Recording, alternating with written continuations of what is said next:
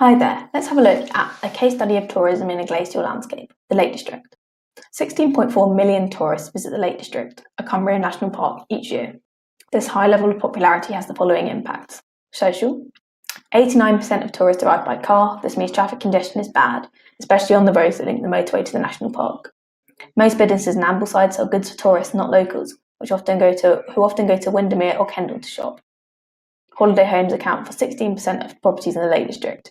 Effects of this include limited bus services, primary schools closing down in the Longdale Valley, and Gosforth being without a doctor.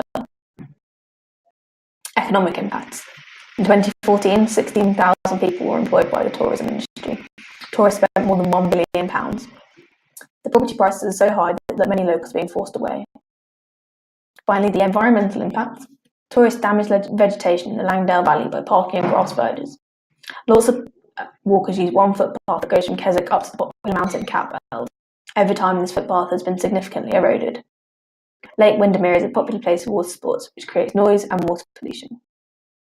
Let's quickly check that again. What are the different statistics relating to the Lake District National Parks? In 2014, tourists spent more than 10 billion or more than 1 billion? The answer is more than 1 billion. How many people were employed by the tourist industry in 2014? The correct answer is 16,000 people. It receives 16.4 million tourists per year, and 89% of those tourists arrive by car. Let's quickly check that again. What percentage of tourists arrive by car to the Lake District National Park? Correct answer is 89%. Now let's have a look at different strategies of coping with tourism impacts in the Lake District. Coping with high property prices. Planning permission was approved in 2012 for the construction of 141 houses and 134 affordable homes that could only be bought by local people.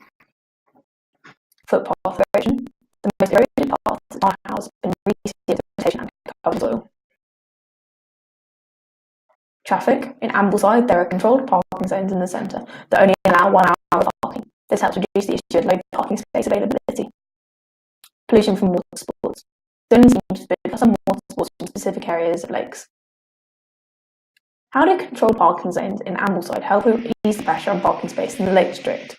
Do they increase demand for turnover of spaces, decrease demand for spaces, increase the size of spaces, or decrease the cost of spaces? The correct answer is that they increase the turnover of spaces. In 2012, planning permission was granted for the properties on the Lake District that can only be bought by local residents. How many are going to be built? 134 affordable homes and 141 houses. Holiday homes account for 16% of properties in the Lake District National Park. How has Ambleside in the Lake District coped with the demand for parking spaces? Correct answer is controlled parking. What kind of homes account for 16% of properties? Correct answer is holiday homes.